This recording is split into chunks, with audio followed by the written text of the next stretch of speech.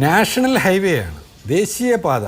അതിൻ്റെ നിർമ്മാണവും അതിൻ്റെ നിർമ്മാണത്തിന് ടെൻഡർ കൊടുക്കുന്നതും കരാറുകാരെ നിശ്ചയിക്കുന്നതും ഒക്കെ യൂണിയൻ ഗവൺമെൻറ്റിൻ്റെ ഡ്യൂട്ടിയാണ്, നാഷണൽ ഹൈവേ അതോറിറ്റിയുടെ ചുമതലയാണ്. കേരള സർക്കാർ ഭരണ നേട്ടങ്ങളിൽ ഏറ്റവും കൃത്യമായി പറഞ്ഞു, ദേശീയപാതയുടെ നിർമ്മാണ പ്രവർത്തനങ്ങൾ ആരംഭിക്കാൻ കഴിയുന്നതും അത് പൂർത്തീകരണത്തിലേക്ക് കൊണ്ടുപോകുന്നതിലും കേരള സർക്കാരിന് വലിയ പങ്ക് വഹിക്കാൻ കഴിഞ്ഞു. ആ പങ്ക് എങ്ങനെയാണ്? ഏറ്റവും സുപ്രധാനമായി ഭൂമി എടുത്തു കൊടുക്കാൻ കഴിയുന്നതിലേക്ക് കേരള ഗവൺമെൻറ് മാറി. കേരളത്തിൽ ദേശീയപാത എന്നുള്ളത് ഒരർത്ഥത്തിലും പ്രായോഗികമായിട്ടുള്ള ഒന്നല്ലെന്ന് പറഞ്ഞ് ദേശീയപാത അതോറിറ്റിയുടെ ഓഫീസ് തന്നെ അടച്ചുപൂട്ടപ്പെട്ടിരുന്ന ഭൂതകാലത്തിൽ നിന്ന് പിണറായി വിജയൻ്റെ നേതൃത്വത്തിലുള്ള സർക്കാർ അധികാരത്തിൽ വന്നതിന് ശേഷം നാഷണൽ ഹൈവേ അതോറിറ്റി ഓഫ് ഇന്ത്യയുടെ ഓഫീസ് തുറക്കുകയും തുടർ പ്രവർത്തനങ്ങൾ ഏറ്റവും കാര്യക്ഷമമായ നിലയിൽ സംഘടിപ്പിക്കുകയും അതിൻ്റെ ഭാഗമായി ഇന്ത്യയിലെ മറ്റ് സംസ്ഥാനങ്ങളിൽ നിന്നെല്ലാം വ്യത്യസ്തമായി കേരളത്തിലെ സംസ്ഥാന സർക്കാർ തന്നെ പണം മുടക്കി ജനങ്ങൾക്ക് പണം നൽകി ഭൂമി വാങ്ങി ആ ഭൂമി നാഷണൽ ഹൈവേ അതോറിറ്റി ഓഫ് ഇന്ത്യക്ക് കൊടുക്കുകയും ആ ഭൂമിയിലൂടെ നാഷണൽ ഹൈവേയുടെ നിർമ്മാണ പ്രവർത്തനങ്ങൾ ആരംഭിക്കുകയും ചെയ്യുകയുണ്ടായി. ആ നിർമ്മാണ പ്രവർത്തനത്തിൻ്റെ തുടർച്ചയിൽ കേരളത്തിലെ സർക്കാർ വകുപ്പുകളെ കൂട്ടിയോജിപ്പിച്ചുകൊണ്ട്, അത് ഫോറസ്റ്റ് ഉണ്ട്, അതിൽ ജലസേചന വകുപ്പുണ്ട്, അതിനൊപ്പം നമ്മുടെ PWD ഡിപ്പാർട്ട്മെൻ്റ് ഉണ്ട്, നമ്മുടെ ജിയോളജി ഡിപ്പാർട്ട്മെൻറ്റ്, അങ്ങനെ വിവിധ ഡിപ്പാർട്ട്മെൻറ്റുകളെ കാര്യക്ഷമമായി കൂട്ടിയോജിപ്പിച്ചുകൊണ്ട് ദേശീയപാതയുടെ നിർമ്മാണ പ്രവർത്തനങ്ങളെ ത്വരിതപ്പെടുത്തുകയും അത് ഏറ്റവും വേഗത്തിൽ ഇന്ത്യയിലെ ഇതര സംസ്ഥാനങ്ങളിൽ നിന്നെല്ലാം വ്യത്യസ്തമായി ഏറ്റവും വേഗതയിൽ തന്നെ നിർമ്മാണ പ്രവർത്തനങ്ങൾ കൊണ്ടുപോകുന്നതിന് സർക്കാർ എല്ലാവിധ പിന്തുണയും സംസ്ഥാന സർക്കാർ നൽകി.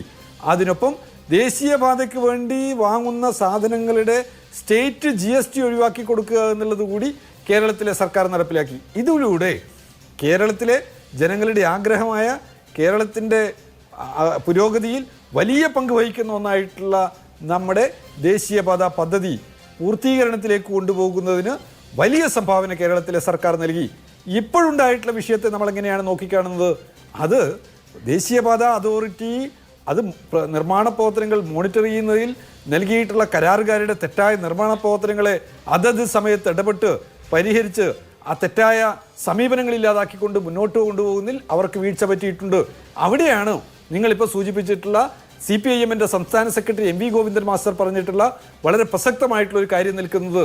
ഇത്തരത്തിലുള്ള കോൺട്രാക്ടർമാരിൽ നിന്ന് ഇലക്ട്രൽ ബോർഡിലൂടെ കോടിക്കണക്കിന് രൂപ സ്വീകരിച്ചിട്ടുള്ള പാർട്ടികൾ അവർക്ക് വേണ്ടി വഴിവിട്ട നിലയിൽ എന്തെല്ലാം ചെയ്തു കൊടുത്തിട്ടുണ്ട് എന്നുള്ള പരിശോധന കൂടി വളരെ പ്രധാനമാണ്.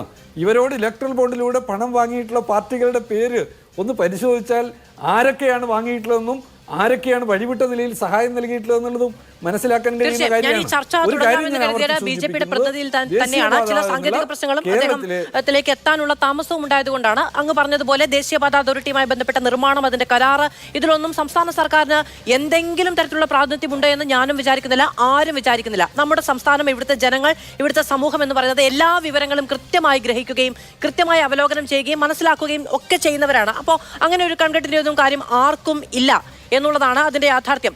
ഇന്നിപ്പോൾ മുഖ്യമന്ത്രി പറഞ്ഞൊരു കാര്യം, ശ്രീ ശിവദാസൻ, എന്തെങ്കിലും ഒരു പ്രശ്നം വന്നതുകൊണ്ട് നാഷണൽ ഹൈവേ ആകെ പൊളിഞ്ഞു പോകുമെന്ന പ്രചാരണം വേണ്ട, എന്ത് പരിഹാസ്യമായ അവസ്ഥയാണ് അതെന്ന് മുഖ്യമന്ത്രി ചോദിക്കുന്നു. ഇതിപ്പോ റോഡ് നിർമ്മാണം നിലച്ചു പോകുമെന്ന് കരുതുന്നവരുടെ മനപ്പായസം ഉണ്ടൽ നടക്കാൻ പോകുന്നില്ല എന്നും മുഖ്യമന്ത്രി പറയുന്നു. ഇത് ആദ്യത്തെ പരാതിക്കാരൻ ആരാണ് ആകേണ്ടത്? ശ്രീ ശിവദാസൻ, ഞാൻ ഈ ചോദിക്കുന്നതൊന്നും സംസ്ഥാന സർക്കാരിനെ പ്രതിസ്ഥാനത്ത് നിർത്തിക്കൊണ്ടല്ല. ഞാൻ ചോദിക്കുന്നത് സംസ്ഥാന സർക്കാർ ആവണ്ടേ, അല്ലെങ്കിൽ മുഖ്യമന്ത്രി ആവണ്ടേ?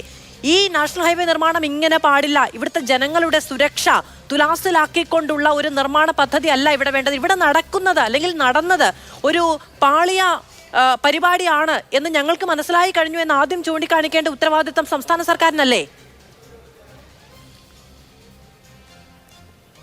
അങ്ങിപ്പോൾ പറഞ്ഞിട്ടുള്ള ഇവിടെ നടന്നുകൊണ്ടിരിക്കുന്ന ദേശീയപാതയുടെ പ്രവർത്തനം പാളിയ പരിപാടിയാണ് എന്ന് അങ്ങ് ധരിക്കുന്നുണ്ടാവാം.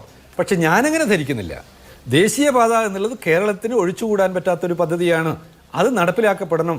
അത് നടപ്പിലാക്കപ്പെടുമെന്നുള്ള ഇച്ഛാശക്തിയോടെയുള്ള കേരളത്തിൻ്റെ മുഖ്യമന്ത്രിയുടെ സംസാരത്തിന്, പ്രഖ്യാപനത്തിന് നമുക്കൊരു സെല്യൂട്ട് കൊടുക്കാൻ പറ്റണം. അത്രയും വ്യക്തമായിട്ട് അദ്ദേഹം പറഞ്ഞത്. അപ്പോൾ പാളിയ പദ്ധതിയാണ്, ഇത് നടപ്പിലാക്കപ്പെടാൻ പാടില്ല.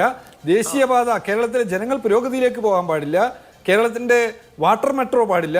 കേരളത്തിന് മറ്റ് വികസന പദ്ധതികൾ എന്ന് പറഞ്ഞാൽ ഗെയിൽ പൈപ്പ് ലൈൻ പാടില്ല. കേരളത്തിന് പവർ ഹൈവേ പാടില്ല. കേരളത്തിലെ ജനങ്ങളുടെ വികസനത്തിൻ്റെ ഏറ്റവും പ്രധാനപ്പെട്ട ഇൻ്റർനെറ്റ് കണക്ടിവിറ്റിയുടെ ഭാഗമായിട്ട് രൂപപ്പെടുത്തിയിട്ടുള്ള നമ്മുടെ ഇന്റർനെറ്റ് K4. കണക്ടിവിറ്റിയുടെ K4 പ്രൊജക്ട് പറ്റില്ല എന്നൊക്കെ പറയുന്ന ആളുകളോടൊപ്പം നിൽക്കാൻ കേരളത്തിന്റെ വികസനം കാംക്ഷിക്കുന്ന, നന്മ കാംക്ഷിക്കുന്ന ആർക്കും പറ്റില്ല.